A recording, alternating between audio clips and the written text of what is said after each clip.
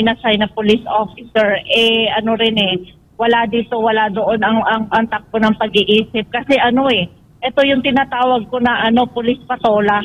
Alam mo, ito yung manifestation ng police patola kasi bakit? Palapatol. Alam mo yon, yung pumapatol siya sa civilian. Tama. Oo, kasi pikon na pikon si General Torre. Kasi imagine, pinepersonal niya ang kanang mga komento niya sa mga KOJC at saka kay Pastor. Kung hindi ba naman unhealthy ang kanyang emotional state at psychological state na pinapatulan niya yung mga kansaw. Kung ikaw police officer ka, ikaw ang above sa emotional quotient nila, ikaw ang pinaka-mature sana kasi official ka na, you're handling regional office and you are handling thousands of policemen. Pero look what he is doing, what he is saying on media, parang akong nakakita ng bata na nagtatantrum. Sa totoo lang.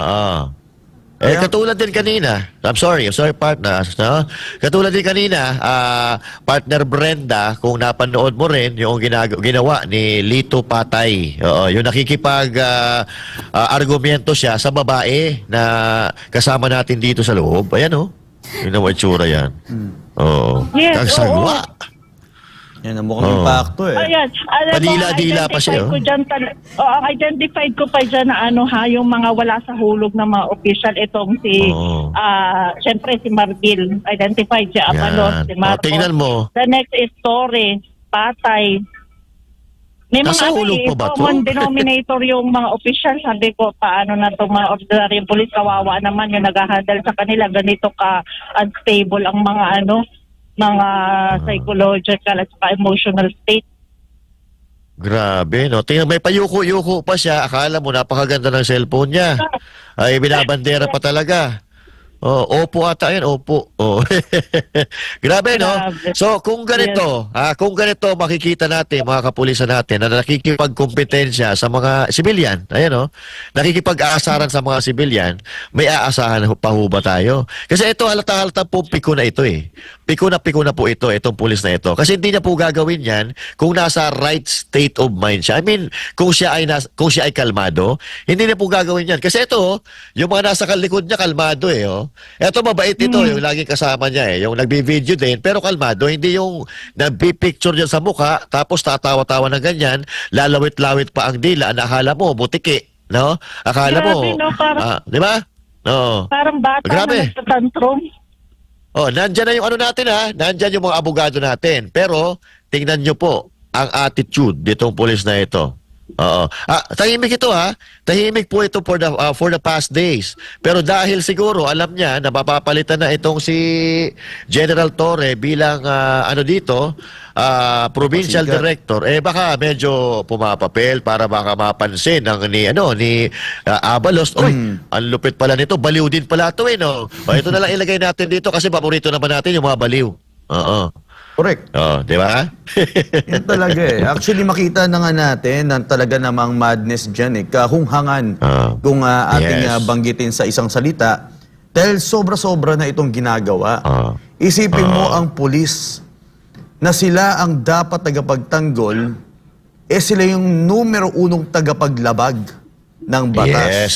Tapos kung for example, itong lalaking ito, napagtripan ang kababaihan na ang kapatid natin diyan na nakamas. Napagtripan lang 'yan. Di ba hindi ba mo ang bangag ngayon yung sino ba yan, si Patay? Napagtripan niya na ipatanggal yung face mask, kundi tignan mo. Ano sabi niya? Ikukulong pa niya.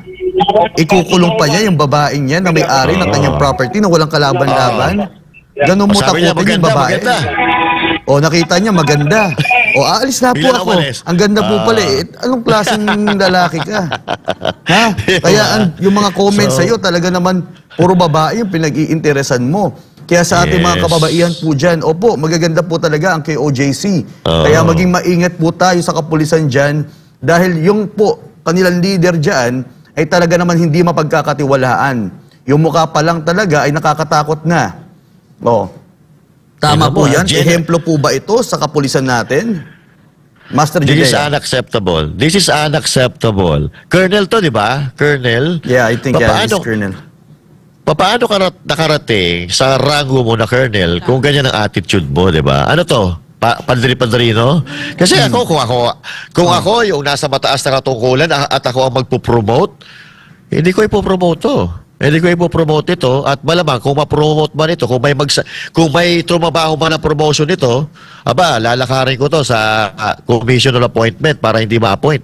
I mean, hindi tumaas ang rango nito, di ba? Kasi grabe. Correct. Unacceptable. Yes. Yun nga, Master Judea. Ito, pagalingan sa kanila. Kompetisyon ng mga bangag ito ngayon. Nakikita natin. Mula sa ating pinaka-leader na bangag, si Marcos Jr. Sumunod na yan. Okay, sinong pinakamabangag? Kung ikaw ang pinakabangag, bibigyan kita ng posisyon. Kasi yun nalalagay si Torre, na siguro nalubog na sa kahihiyan, kaya sa chopper na lang, hindi na makababa sa lupa. At sa chopper na lang, huli pa rin siya sa ating lente ng ating camera. O, tignan mo, pasilip-silip na lang siya dahil siguro di niya na makaya yung kahihiyan na kanyang ginagawa. O ngayon, meron naman isang magpapasikat. Ito naman si Patay. Okay, baka mag-abang tayo sa sino mga susunod na may mga bangag na mga galawan dyan, Master Judea. Mga magpapasikat, di ba?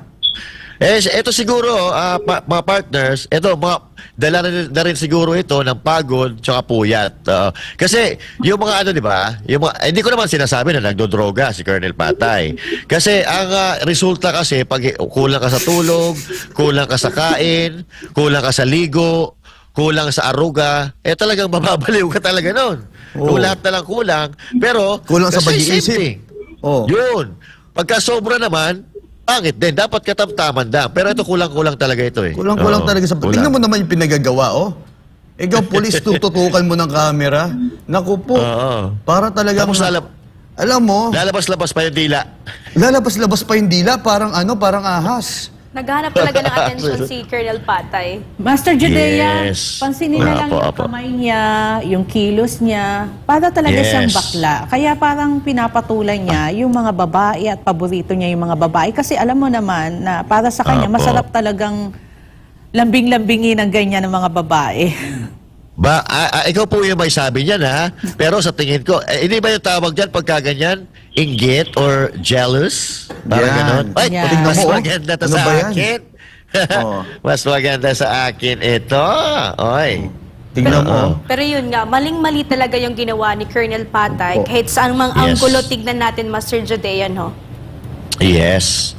Kahit saan po natin anggulo tingnan, wala pong matinong pulis na gagawa po ng ganyan. Correct. Kahit ikaw ay corporal, PO1, PO2, hindi po magandang tingnan kung ganyan ang ginagawa mo, di ba? Pulis ka Maiintindihan pa natin kung barangay tanod ka pa Kung barangay tanod ka, maiintindihan natin. Although bawal din na gawin nila yun, kasi hindi yun parte ng kanilang trabaho, pero at least yun, mauunawaan natin. Kasi, I'm sorry with all due respect sa mga barangay tanod, maintindihan natin yun. Kasi wala siyang katungkulan na katulad nito, Colonel, tapos ganyan ang ginagawa, di ba? It's unacceptable, unbelievable. Yan, kaya nga, kita naman natin, naalala ko tuloy napanood kong sa isang video na nag-viral din na gumagamit ng illegal na droga.